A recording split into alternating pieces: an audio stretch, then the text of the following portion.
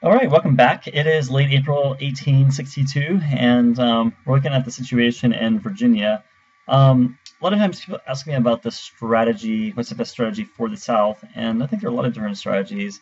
What I've been employing this game is basically an early on Confederate offensive, where basically it's a pretty proactive. It's a pretty proactive in Virginia by basically working a lot in West Virginia. Um, Going hard to try to get Louisville, which was close but unsuccessful. But basically having a forward operating situation in Kentucky. And then of course trying to do as much sort of chaos in out west and uh, Kansas, far out west, and Missouri as possible. In addition to that, I basically have a division or partial division in every single objective city on the coast and some of the strategic cities. So here's New Orleans. Haven't seen this probably recently, but here's Mobile. Um, Here is Charleston. Here is Savannah. And so that's not going to stop multiple divisions. But one thing it does do is the Union is not going to simply take strategic and objective cities with a division. So if they just throw a division at this, the division will be repelled and will keep it. So speaking of naval situations, it looks like the Union has several divisions. I think that's 4 divisions as far as I can tell over there, because we don't really know what's in there. That looks like George McClellan has a force. There also appears to be a large navy there. So presumably they're getting ready to depart this turn. Because of that, I'm actually making several large maneuvers in Virginia. There's really nothing much I can do. If they want to throw 4 divisions at Savannah or Charleston or Wilmington, they're basically going to be able to take it. But if they're going for Virginia and trying to take Norfolk or just rush Richmond or something like that, that's something that I will be able to stop. So basically, what's happening here is Beauregard's army, or really Beauregard's leader, is actually going to go take over Norfolk, and the partial division in Suffolk will also go to Norfolk. That's going to push about a division plus, a little more than a division in Norfolk, led by a good general. Loring's division in Richmond will move towards Magruder's force in Williamsburg, and we're going to give up a division for the time being, and Manassas will go take over the defenses in Richmond. Meanwhile, Johnston, who's actually has improved his defensive capabilities, will now go take over, as you can see, basically Army command in Northern Virginia. So he'll go to he will go to Manassas. Yeah, I was gonna send Stuart, but actually I think I'm gonna back that up and just send them back. Looks like the weather again is bad, so actually it's muddy as you can see. So I'm gonna make sure that he's able to get back, have enough supply. But who knows? This division may distract the Union and throw some forces again towards West Virginia. In Tennessee and Kentucky, Jackson's arrived, and we have a couple of divisions here. We also have a couple of divisions in Columbus. We have a division in Fort Donelson, and I have several other forces that are going to go back to Nashville and Bowling Green. Meanwhile, Albert Sidney Johnston holds 2 divisions just south of Buell's force in Kentucky. Out in Missouri, Lyon is still retreating back to Jefferson City. Our McCulloch's force is taking some pretty heavy casualties. As you can see, we lost about half our force. But so what I'm going to do is I'm sending Thompson and another artillery battery to reinforce, and we won't be able to attack this term. Waddy will go to Fort Smith and join the force there. Meanwhile, Shelby's force will take a turn to recover. Actually, the Union force from Lawrenceville Leavenworth actually retreated. So, if we wanted, we possibly could take it back. But I think Shelby's forces is pretty much kind of ready for a break. So we're going to hold.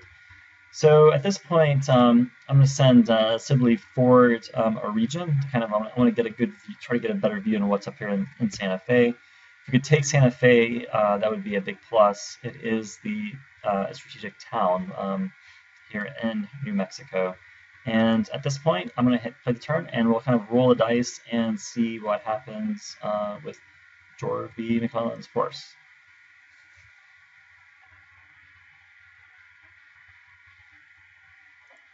Wow, it's a pretty interesting turn.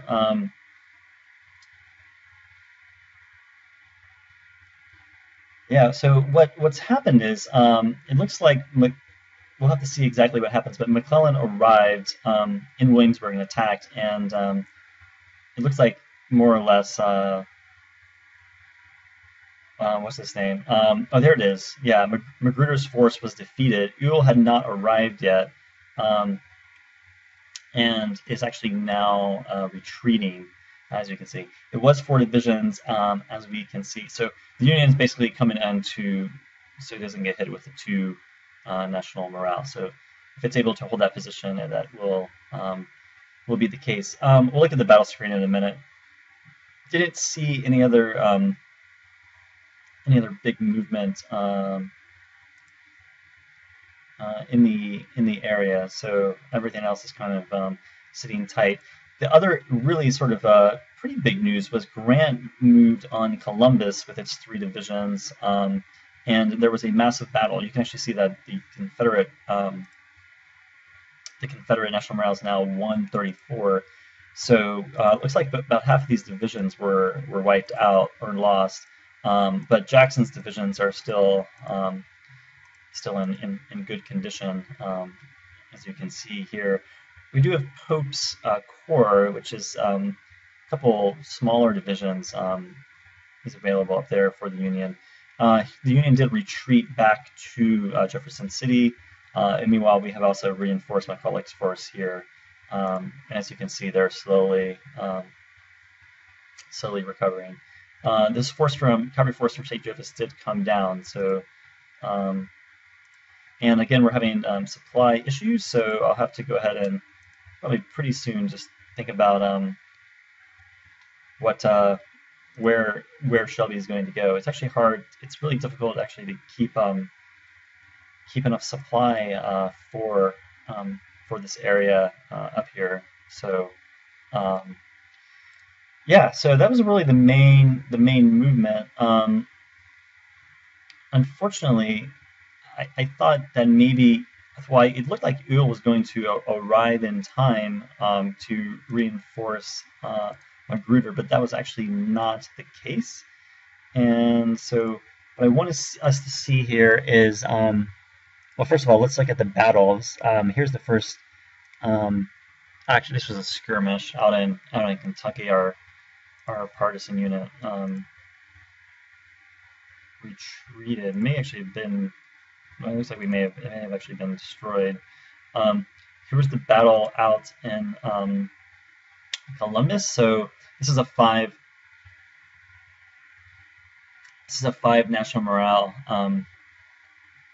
victory. You can see with 119 cannon, so pretty evenly matched. About 2-to-1 casualties, almost 2-to-1 casualties in favor of the Confederates.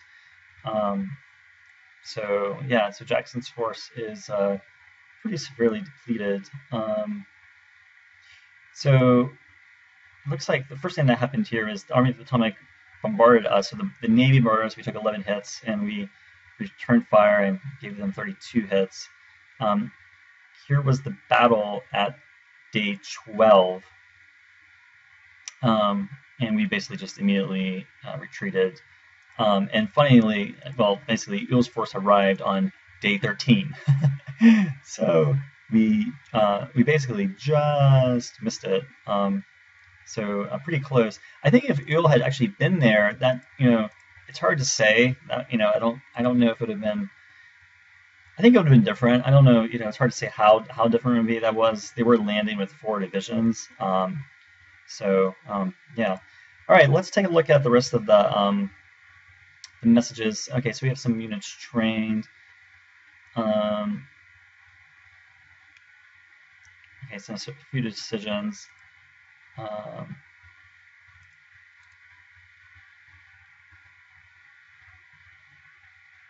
Okay, so this is mostly movement. Of course, here's the skirmish in Kentucky. Again, a lot of movement. The big battle. I think what's going to be rather decided here is whether we want Jackson to come in and attack, which may make sense actually. Yeah, there's Wood's division's almost gone, and these two divisions that are severely weakened, while Jackson's divisions are in pretty good shape. So maybe time for Jackson to go on the offensive.